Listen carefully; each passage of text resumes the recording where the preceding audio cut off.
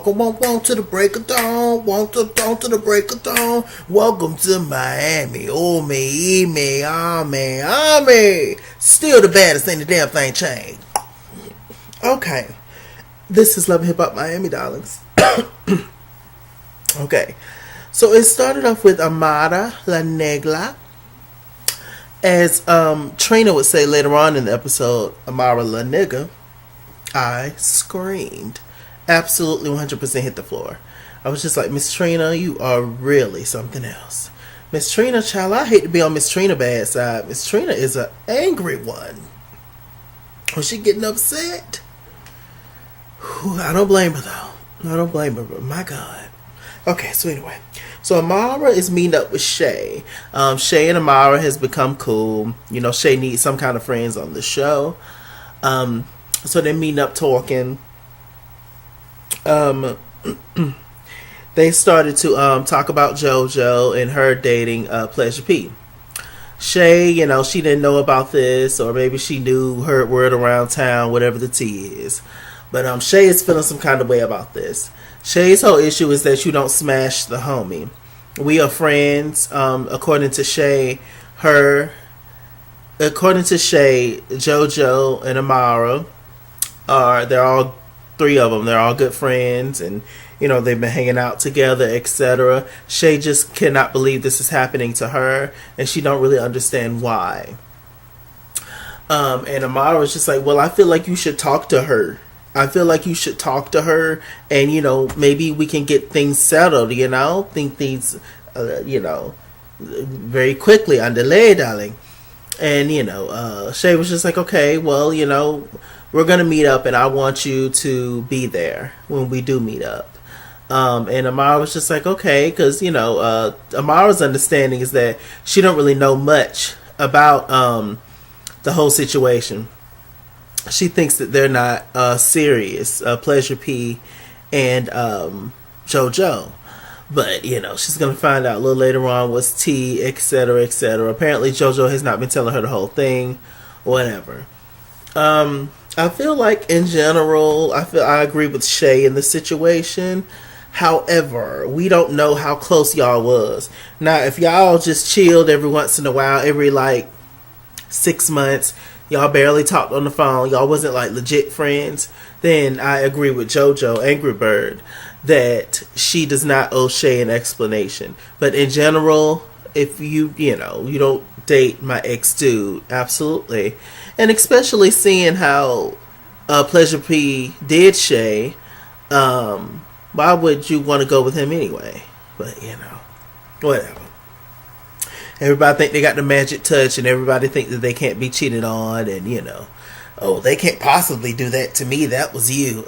Okay. What else is going on? Let's see. So, Trina Carper. Trina meets up with her business partner, or business partners. She's working on an eyeglass line, shades line, and one of the girls informed her that, hey, your assistant Alvin reached out to us and he wants to do a clothing line.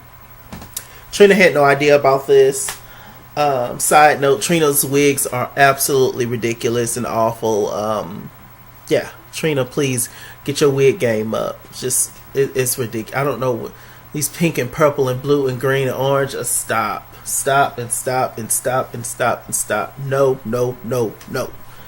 Okay, so anyway, Trina had no idea about this. Trina is absolutely upset with Julian, her manager, because he's up Amara's ass, according to Trina. And she's also annoyed with Alvin, because ain't nobody seen Alvin since he been, down there with Simon and Theodore. So it's just been a whole mess. Trina pretty much ain't got no team, and et cetera, et cetera. Trina also had a scene with Bobby where there was meeting at, I believe, Simply Sin radio station. They were talking and everything. That's the same radio station I believe that Bobby went with Miami Tip last season and talked about Trina. Basically saying that, yes, Trina's my cousin, but she don't support me, et cetera, et cetera.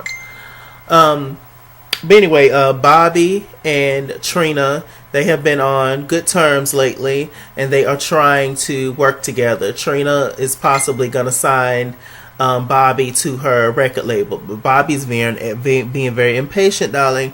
Bobby is, Bobby a little hard headed. Bobby is a little, he wants it right then. He don't really have, like I said, patience. But, with that said, I don't know the full situation, and maybe there's, just been a lot that's been going into it behind the scenes that we don't know about. And that's usually how it folds out on these shows. There's a lot of stuff behind the scenes that happens that we find out usually at the reunion. So, yeah, I mean, I don't know. Bobby meets up with Shay in Miami Tip. And, Bobby's just trying to explain to them, like, yes, Trina has done a lot for me, and yes, I love Trina, etc., etc. But with that said, it's pretty much a heart on my, thing. And Bobby has been approached by a new record label. I believe he said that he'll be the first artist on the label. And so he's trying to figure out whether or not he wants to sign with that. Personally, I think that's a terrible idea for him to first of all sign with a new label when you don't know how it's going to go. They don't know how it's going to go. Versus working with Trina, and it's already an established thing. All these people already been working. They already know what they're doing. And plus, since Trina has been helping you, she's going to act the fool and show out if you don't take the deal with her. But I do understand his frustration, like how long it's going to take. And unfortunately, when it comes to Trina, I do like Trina, but I do feel like it's something in Trina as to where it seems like to me that Trina only wants to be the only star in her family or in her circle. It seems that way to me, that Trina is just comfortable, like she'll help you out, she'll do what she can for you, but she don't necessarily want you to be above her, if that makes sense. That's just the vibes that I get from Trina sometimes. I'm not saying that's a fact. I don't know Katrina, none of that. But I'm just saying, it's just as an outsider looking in.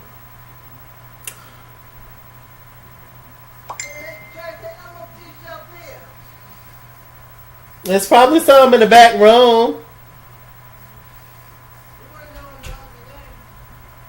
There's some. Might be on the floor.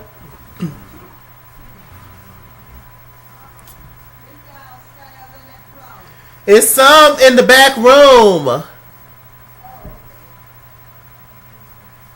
Damn it.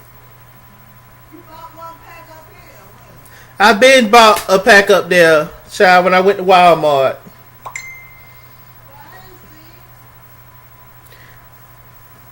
Have you went in the back room?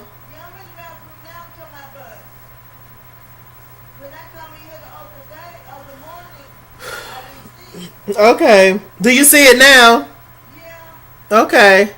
That's what I'm saying. I had bought one, and then I think I got another. Oh, God. Okay, so moving on. What else is going on?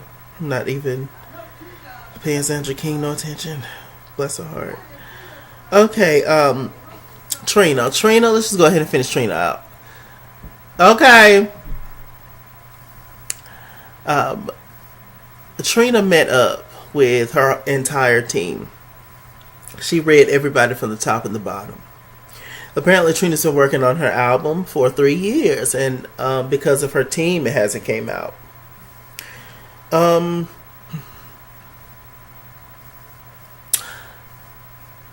Unfortunately for female rappers, there's an expiration date. There is. Men rappers can rap and do whatever all up until they're 102. Pop bellies, can barely walk, etc., etc., and it's not a problem. But for females, the females are held under a different standard, as we know. Just in general. And, Trina is not as popular as she once was back in the day, back in the early 2000s. Even, mid 2000s. So I know in her mind she's thinking that this album is like my last shot to become get big again, get a possible hit. So that's why she's very passionate about this, and I do completely understand that completely. But when I tell you Katrina went off on Lil Alvin, child, she went off. She was just like, "Don't nobody know you? How dare you meet with my business partners? Put business partners behind my back, etc." Just all kinds of stuff. Apparently Alvin ain't been nowhere in sight. So it's just been a mess. But listen, as harsh as I think Trina was, I do get it. I do. I mean, how shady. Find your own people to work with. Well, I work with her business partners, and he ended up telling Trina that he's the creative director and all that kind of stuff. Oh, Alvin. I ain't never liked Alvin, to be honest with you. But, he is feeling some kind of way.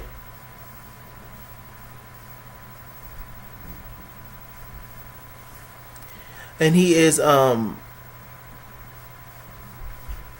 tired of being Trina's little shopping bag, pretty much. And I get it, but you have to do things another way, brother. Like, come on. That's not the way. It's not the way. Pleasure P meets up with Chaotic and Young Hollywood.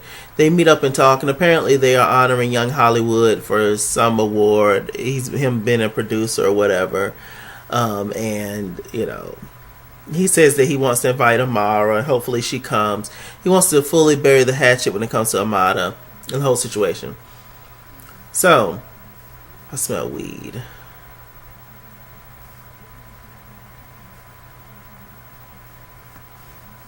I do smell weed. Coming from outside somewhere. Neighbors. So anyway, what else happened?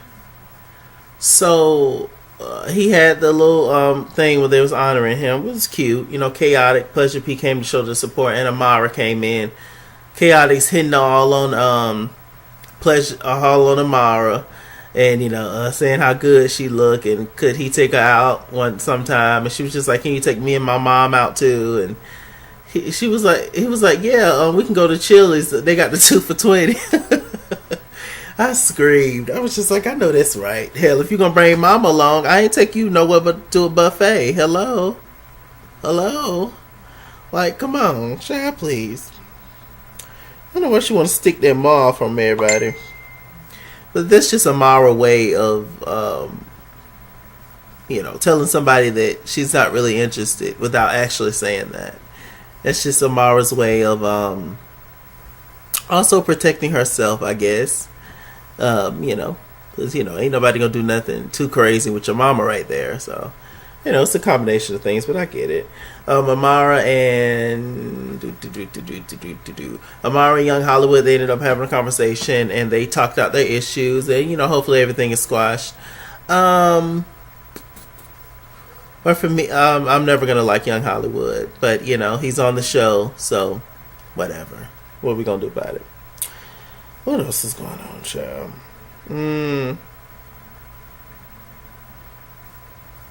Miami Tip had a scene with JC Wu. They were doing is it skydiving? Indoors. Looks totally fun. I want to do that one day.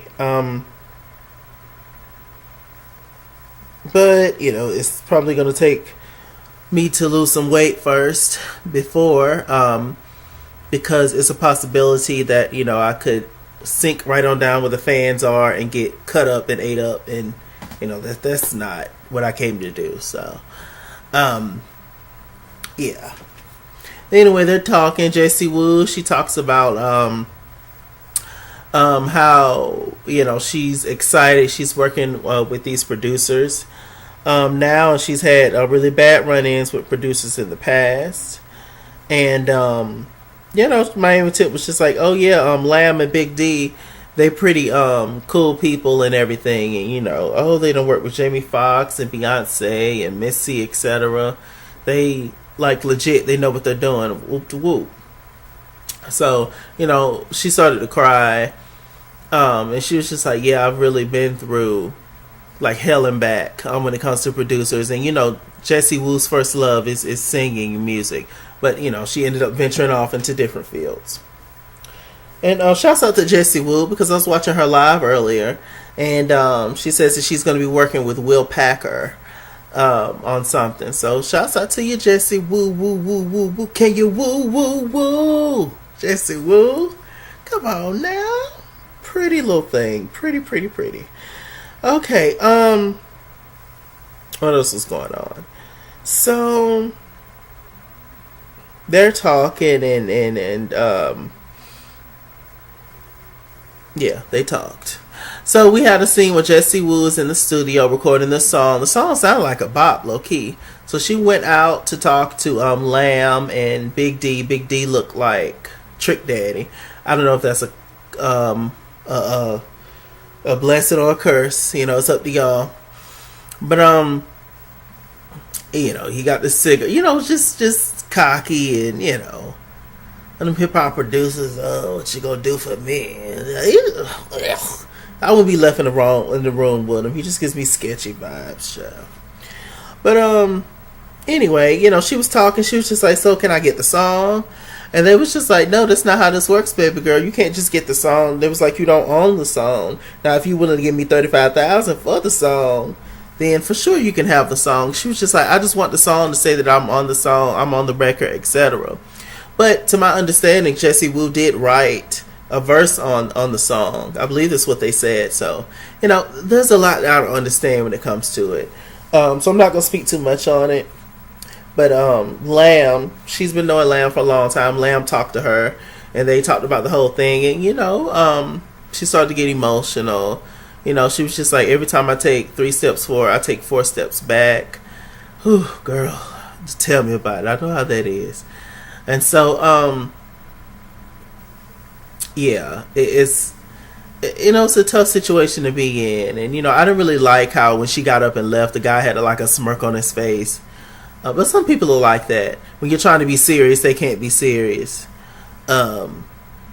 Especially with dudes. Some dudes just act stupid and silly all the damn time. But yeah, Jessie Woo, you're gonna be all right, child. You're gonna be fine. Clearly, I mean, you working with Real Packer, you're doing things. Yes.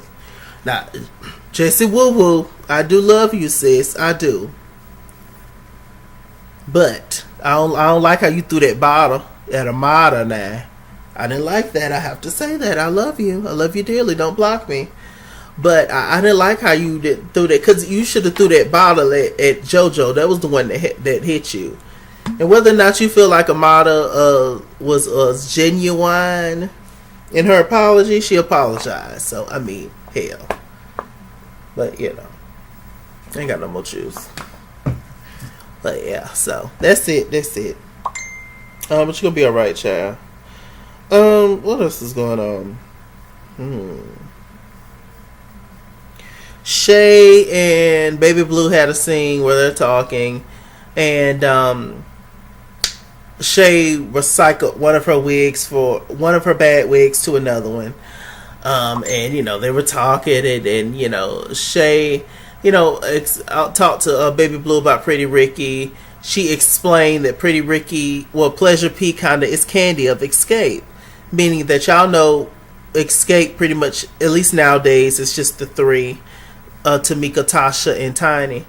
And Candy, when they're having big performances on award shows and on daytime TV shows and stuff, that's when she pop in and say, "Hey, I'm still a member."